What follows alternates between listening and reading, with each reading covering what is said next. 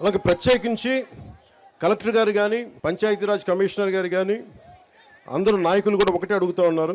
50% మహిళా జనాభా మన దేశంలో, అతిపెద్ద ప్రజాస్వామ్యంలో ఉన్న మన దేశంలో 50% మహిళలు. ఈ దేశ రాష్ట్రపతి మహిళ. అలాంటి మహిళలకి ఉమెన్ ఫ్రెండ్లీ ఉండేలాగా ఏ సచివాలయాలకు వెళ్ళినా